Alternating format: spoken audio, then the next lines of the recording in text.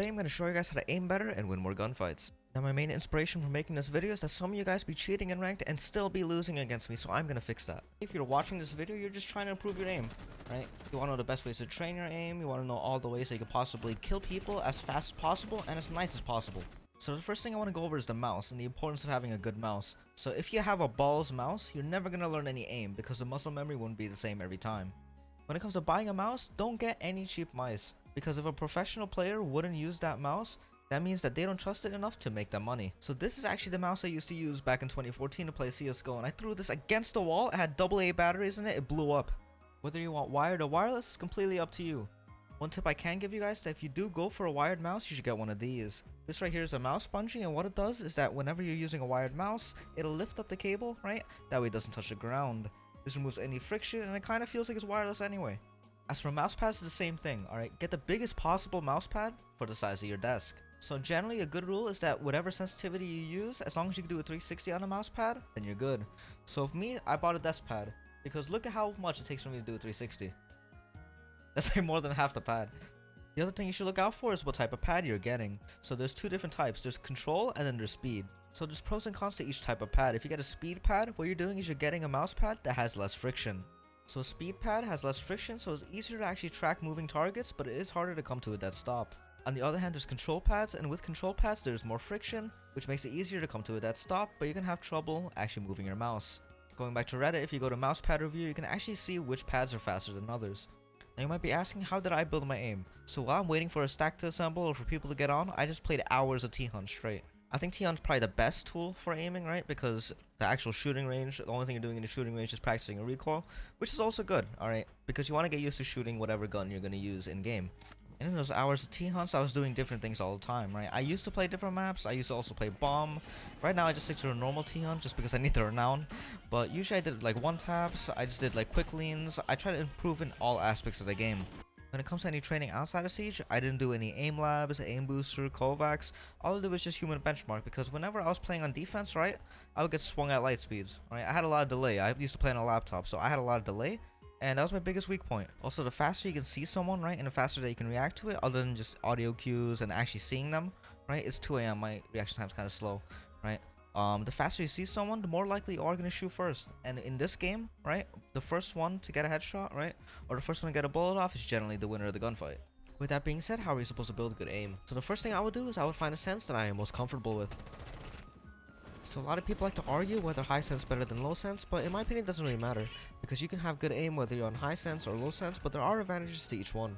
So if you have a high sense and you're in a situation like this, right, and you don't have enough room in your mouse pad, then you can still move your mouse, you can still play normally. One thing about playing with a high sense that you can make it look very flashy, but you're going to lose a little bit of precision. A common misconception about low sense that usually you would be aiming with your arm, right? This isn't really the case. You need your fine movement from your wrist, and you still have a good range of movement. People hear the definition arm aim and they think that's very inaccurate, but that's not the case. In most situations when you're aiming, you're barely using your mouse, right? The only reason you have to actually use your arm is if you have to make a big correction. So let's say there's someone behind you, you have to flick your entire arm, right? And you have to go back to ADS, and you have to go back to your fine movement, right? Because your coarse movement, which is basically just moving your arm in all directions, right? That's a very uncommon situation. So here I'm about to kill the last 4, right? I'm barely going to use my actual arm, other than I have to turn around for the guy downstairs.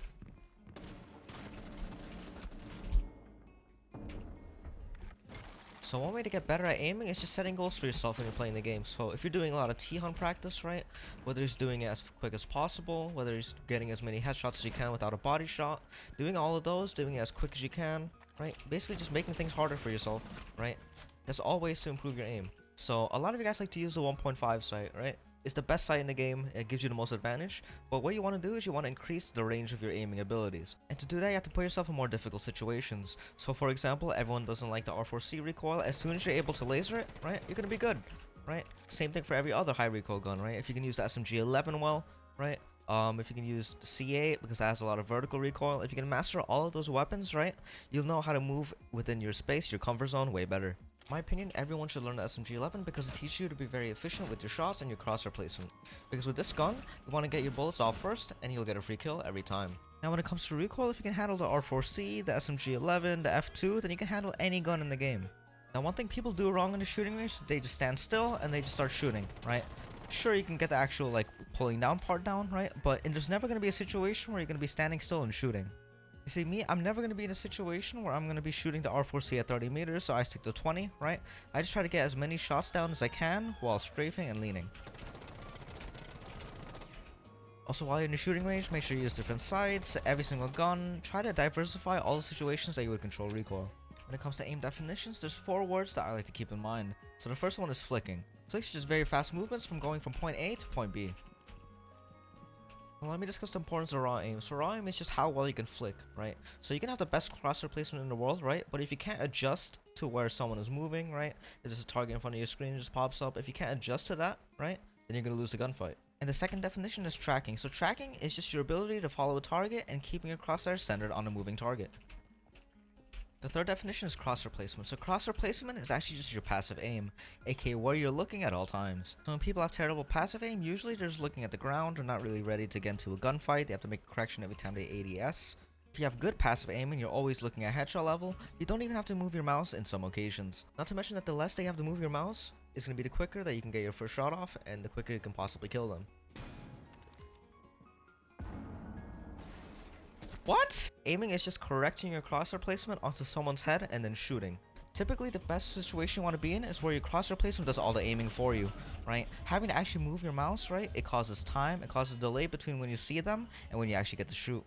So there's 2 different ways to take a gunfight in this game, right? So if you know someone is holding an angle against you, right? You have to look at it through the wall. That way when you swing, right? You don't even have to move your mouse, you just have to tap. So yeah, you have the information on the guy over here, right? You're going to be leaning, right? You're going to swing perpendicular to them, right? And then you're going to shoot as soon as you have your crosshair right on his head. Easy. If you know someone's holding like a very tight angle against you or they're prone, right? You're going to want to pre-fire it. So if you get the first bullet off, your chance of winning against a shotgun or a T5 goes up way higher. If there's one thing we learned from the LMG meta, it's just that pre-firing in a very peakers advantage game just like Siege will win you more gunfights than just waiting to see them and then shooting. At the end of the day, aim is just one of the things that you need to learn to play the game at the highest level, but aim is something that can translate to every single game. And because aim translates to every other game, you can use other games to improve your aim in Rainbow Six Siege. If you play CSGO or Val, it's going to teach you kind of how to do like small, like very like minuscule flicks, right? Since that game, you don't even have to move your mouse that often, right? But that's most games, right? As long as you have good crosshair placement, you wouldn't have to move your mouse that much, which means that you get to kill them faster because there's less distance between the target and you firing. On the other hand, if you play Apex, Warzone, Battlefield, you're moving your mouse literally everywhere, right?